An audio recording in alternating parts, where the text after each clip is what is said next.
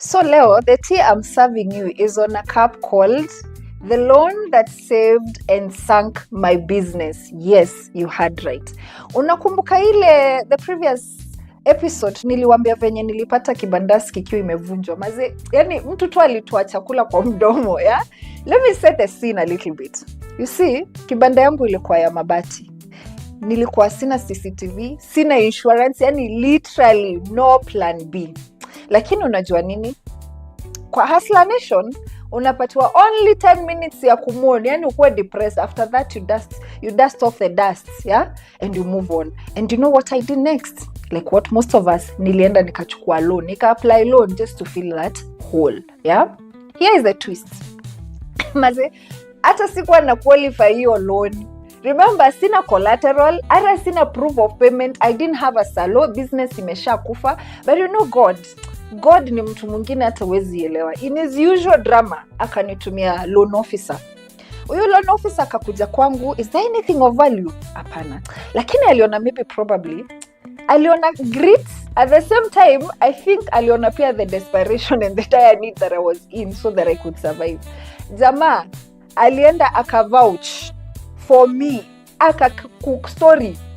Later on, ndio nilikuja kuwa rafiki wa the manager back then, akasema the way that guy really vouched for me. Maze, that humanity, that act of faith in someone really gives me hope that they are good guys. You guys, that loan officer, wherever you are, big up. Hata wale watu walikuwa kwa hiyo appraisal room, thank you. You really fixed a crack in my broken life. Asante. Nilitoka hapo na 50k kwa mfuko, and that's where the real story starts. I moved quickly, too quickly. I moved my business physically because I was yearning for a fresh start. I assumed that my customers would follow me. After all, sini stock nilikuwa nataka kurestock. But let me tell you, hiyo ilikuwa makosa. Because I lost 70% of my customers in that move. Basically because some of them did not even know where I've moved. Number 2, I moved further from the homes. Nilikuwa just a doorstep away from most of the homes back then. I lost that competitive advantage of convenience. Isitoshe, while I was struggling to come back, competitors walikuwa na sport everywhere, from wholesales to the kadogo economy. Wakaanza kuuza zile diapers basi, even at cheaper prices. And so my business started struggling. Customers were slow, returns were slow. And also remember, hii ni ile biashara nilikuwa natumia ya kunipea chakula mimi na mtoto wangu. So somehow I was eating my capital without even knowing. Sikuwa najua. And most of us, actually nobody ever tells us that the minute you start, your business starts paying your bills, ama yenyewe pia inaanza kujilipia bills zake yenyewe prematurely, hiyo biashara will not survive because you have become its silent investor, na hapo utapata zero returns. So you need to give your business time to grow. You need to understand stages za biashara ni gani na ni wapi unaanza kukula. Biashara unapaswa kujua, saa ile unapaswa kujilipia bills. I will tell you, it's when you see consistency in profitability. Na sio consistency pekee, pia over time unaona hiyo profit inaendelea increase. That's when you know which bills to give your business and which ones not to give. And the question that I know that may come across is, I started my business to feed me and my family. Am I really going to wait for 6 months, 1 year, while I'm angry, while I'm homeless? The answer is no. As we progress with the series, you're going to know how you can be able to balance between business growth and survival and meeting your needs. Remember, nimesema needs. Capital NEEDS. And yes, I fell behind on loan repayments. Guys, maisha does not stop so that you can fix your mess. Kweli? Yeah. But the biggest lesson of all that I learned during that period of time is, when you fall behind, do not hide, talk. So, how did I handle my situation? What did I do when things went south? I talked to my lender. I walked into that red room with a strategy. I was prepared. Number 1, I knew what I was earning. I knew what I was spending. I knew where I had gone wrong. I knew how much I had not paid. I knew what I was going to do to remedy the situation. And I also knew how much really realistically I could afford at that particular time in my life. So I walked there with a strategy. I showed that I had thought it through and that I could be trusted. I negotiated for smaller installments, hata kama it meant that I had to pay it for longer. Hiyo ndio inaitangwa debt restructuring. Sometimes you have to give something so that you can get something back. The goal for me was to just breathe. Let me tell you guys, I actually even dared ask for a break. Ile kitu nasikianga inaitangwa moratorium, ile you don't have to pay anything to the people you owe. But you know what? Don't mess with the spirit or the confidence of a broke woman, who wants to make ends meet. I dared. But of course, hawakunipatia. But they said, well, that reduced amount was more than I could have asked for. And guess what? When I got the new terms, I showed up. I paid up. I was consistent. So if you're juggling cents like I was, or you are even in a bigger mess than I was back in the day, this is for you. Go get help. Real help. You're not alone. Siku hizi kuna systems that are coming up that are working in Kenya. Kuna kitu inaitwa debt counseling. These people wanaweza enda wa assess your current financial status. They can advise you on the way forward, and then even they can negotiate with your creditors. So look them up. Enda kwa Kenya Bankers Association. Ask them for leads, as well as you can Google and debt counseling or debt management in Kenya, and you will find help. If you have many small loans that are choking you up, kuna strategy inaitwa debt consolidation. Hapa ni pale you bring your debts all together and approach a financier. Uambie uko na these debts, and this, if they could give you a loan that can pay them off so that you can ease your stress. But let me also tell you something on this. It depends on two things. Can you prove your ability to repay back? And secondly, do you have an outstanding, ile credit score imesimama hivi kama jeshi? If you have those two, then you can be able to approach a financier that can help you consolidate your debt. Another strategy that you can employ is that you can negotiate to pay a lump sum yenye iko less than what you owe them. Hiyo kitu inaitangwa debt settlement. But then also, debt settlement can hurt your credit score and your ability to borrow in the future. At the same time, pia, you must have a credit score yenye tumesema imesimama kama nani? Kama jeshi.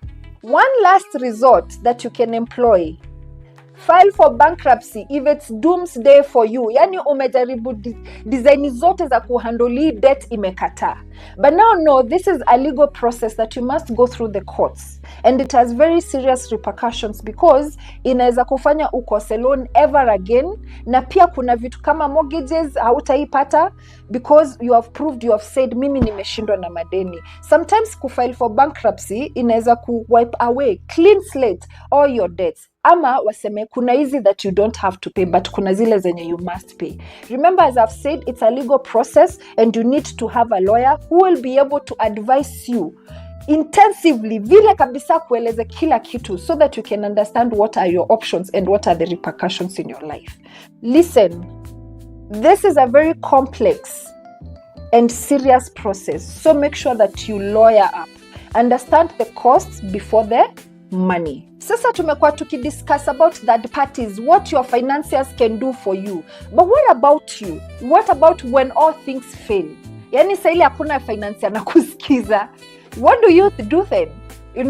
What next?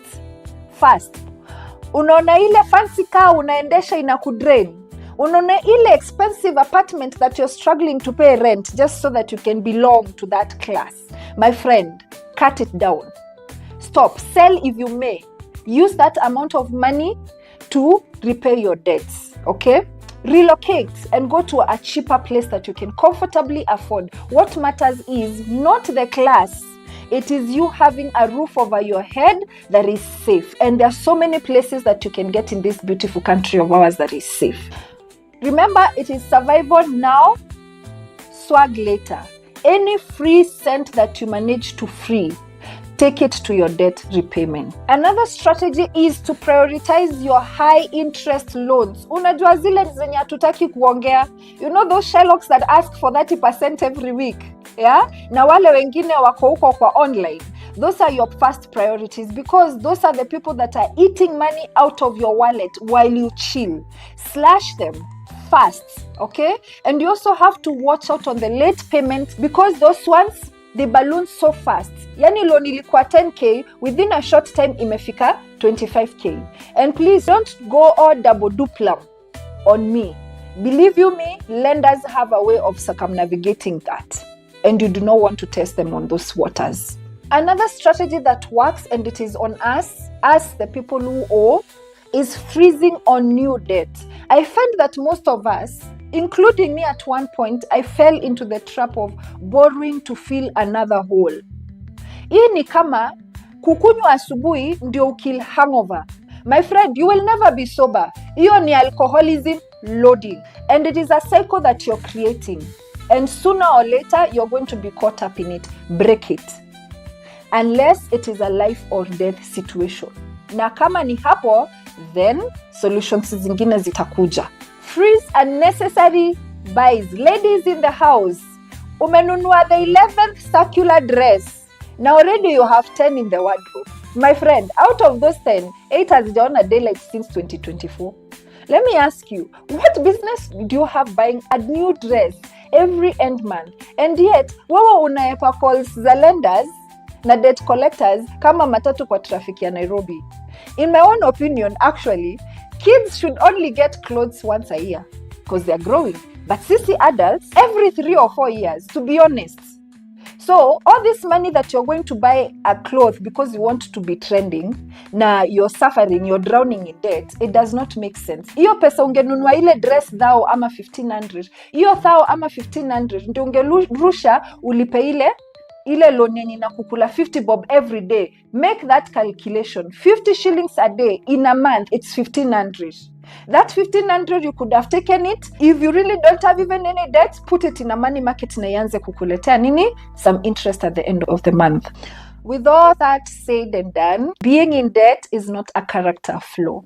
It is a season. And with every season, it is bound to pass with intentionality. Change your mindset about money. Use it as a tool to do what you want it to do according to your means and to get to where you want to go. Budget tighter to free up shillings. The free ones are what you truly own.